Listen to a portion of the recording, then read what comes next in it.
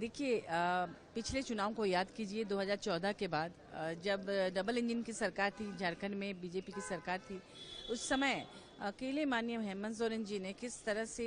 बदलाव यात्रा संघर्ष यात्रा किया, किस तरह से जन सैलाब उमड़ा और किस तरह से उन्होंने यहाँ सरकार बनाई।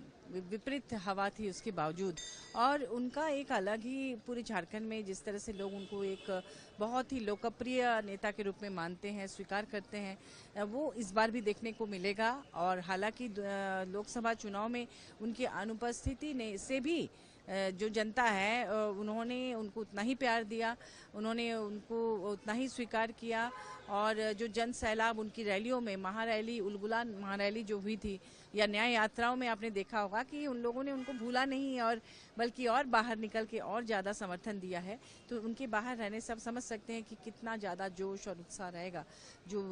भाजपा ने जो चाल चली थी ये सोचकर कि उनके यहाँ के लोकप्रिय नेता को उनसे दूर करके, जनता से दूर करके उनको ज़्यादा वोट मिलेगा, लेकिन आपने देखा क्या हर्ष हुआ, 400 पार का नारा लगाने वाली भाजपा मात्र कुछ सीटों में सिमट गई। तो ये यहाँ की जनता जानती है कि कौन उनके लिए काम कर रहा है, कौन सिर्फ